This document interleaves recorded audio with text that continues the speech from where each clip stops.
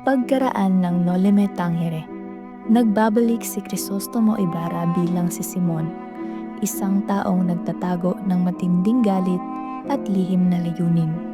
Hindi na siya ang dating nangangarap ng mapayapang pagbabago. At dito nagpapatuloy ang kwento ng sakit, pakikibaka at pagnais ng tunay na kalayaan. Pagkalipas ng maraming taon, bumalik si Juan Crisostomo Ibarra, ngunit ngayon, siya ay si Simon. Del sistema no cambiará, a menos que Umili po kami na Akademya ng Wikang Kastila. Pantay na edukasyon ang nais namin. Edukasyon para ustedes? Imposible. Ustedes deben manahimik. Gusto lang namin ng pantay na oportunidad. Hindi kami humingi ng hindi pa sasapat. Tinanggihan ang mapayapang panawagan ng kabataan. Sa halip na marinig, pinabayaan sila ng mga namumuno. Si Simon ay naghahanap ng mga tagasunod, ngunit pinili ni Basilio ang pag-asa kaysa sa galit. El gobierno no escucha. La valencia es la respuesta. Hindi ako papatay para sa pagbabago. Kung ganon, mawawala sa iyo ang lahat ulit. Papakita ko sa kanila ang aking paghihiganti. Sa bawat desisyon, umiikot ang kapalaran ng bayan.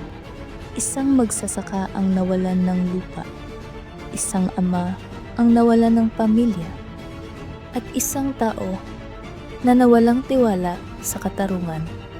Ang galit at kawalang kapangyarihan ay nagbunga ng paghihiganti. Huli, kapag natapos ko ang pag-aaral ko, magiging maayos din ang buhay natin. Niniwala ako sa iyo, Basilio.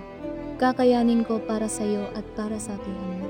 Sa ilalim ng kolonyal na pamahalaan, ang hustisya ay para Pakawalan niyo lamang sa ako. makapangyarihan. Wala akong kasalanan. Si Basilio ay ikinulong at naiwan si Huli na puno ng takot. Tulungan niyo po ako. Tulungan niyo po ako, Padre. Ano ang iyong sadya, iho? Padre, wala pong kasalanan si Basilio. Siya'y napagbintangan lamang. Padre, kailangan ko po ang inyong tulong. Nagmamakaawa po ako sa inyo. La ayuda no es gratis. Hija, todo tiene precio. Sa halip na tulong, pang-aabuso ang kanyang natanggap. Ang taong dapat magtanggol sa kanya, ang siyang sumira sa kanyang dangal.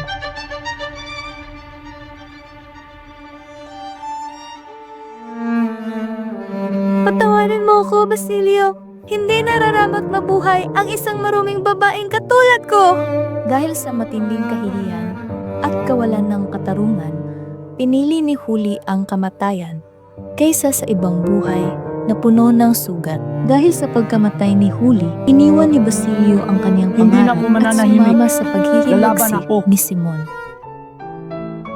Noon, bago ang lahat ng sakit at kawalan, may payak na ligaya ang mag-ama sa lupang pinaghirapan at pinangarap.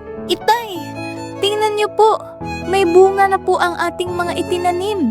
Oo anak, dahil inalagaan mo, ganyan ang lupa kapag minahal mo, ibinabalik niya. Itay, sa atin po ba talaga ito? Sa pawis natin, oo, walang makaaagaw niyan hanggat marangal ang loob natin. Tutulungan ko po kayo. Ayokong mapagod kayong mag-isa. Hindi kita pinalaki para maging alipin, Julie. Pinalaki kita para maging malaya. Nang mamatay si Huli, tuluyan nang nawala ang lahat. Iniwan niya ang tahanan at sumama sa mga tulisan sa gubat. Hanggang sa isang araw, siya ay napatay sa sagupaan ng mga Gwardiya Sibil.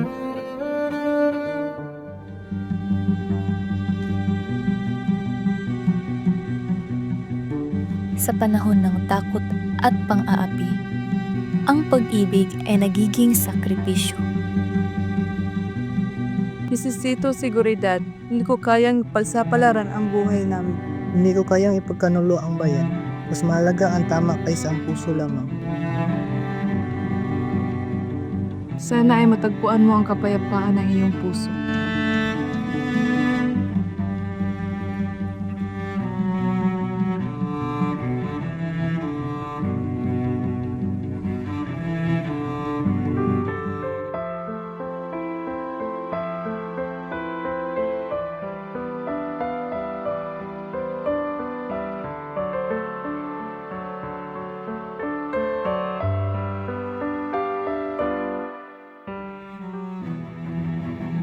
Naniniwala si Maria Clara na patay na si Crisostomo Ibarra. Pinili niyang manahimik at magsakripisyo sa buhay ng kumbento. Kung wala na siya, wala na rin ang mundo ko. Hindi ko kayang magmahal muli.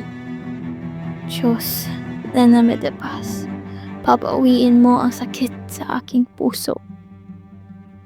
Hindi lahat ng kamatayan ay marahas.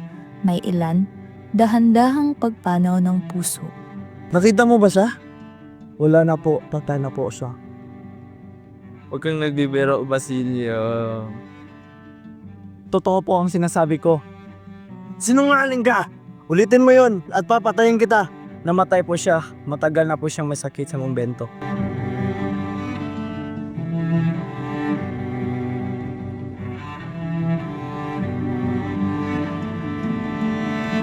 Tahimik siya nagtitiis sa kumbento. Kung ganon, barasan pa ang lahat ng ito. Namatay si Crisostomo Ibarra nang dahil sa pag-ibig. Nabuhay si Simon nang dahil sa paghihiganti. Bumalik ako para sa kanya. Siya ang dahilan ng lahat. Lahat ng galit. Lahat ng paghihiganti. Lahat ng plano. Nawala.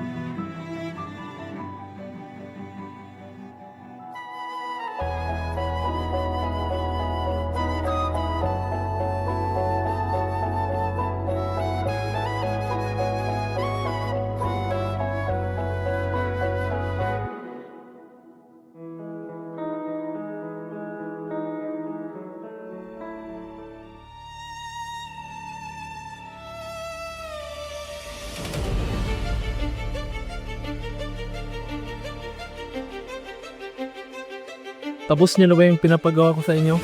Tapos na po, Ginoo. Magaling. Kung ganun, pwede na kayong umalis.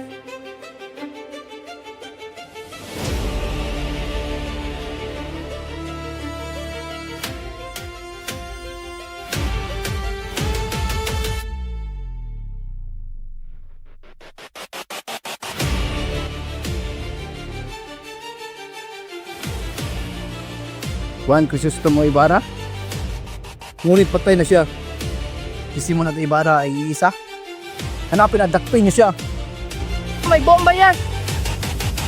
Tapos niyo na ba yung pinapagawa ko sa inyo? Tapos na po, Ginoo. Magaling. Kung ganun, pwede na kayong umalis.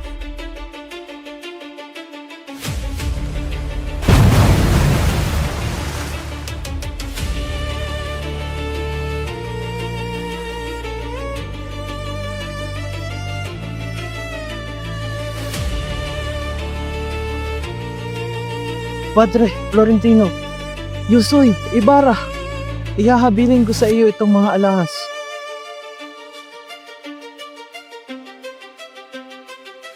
Ang tunay na kalayaan ay hindi bunga ng galit. Ang bayan ay kailangan umunlad sa kabutihan at katotohanan, hindi sa paghihiganti. Ang kalayaan ay hindi nakakamit sa paghihiganti, kundi sa malinis na hangarin at tapat na pagmamahal sa bayan.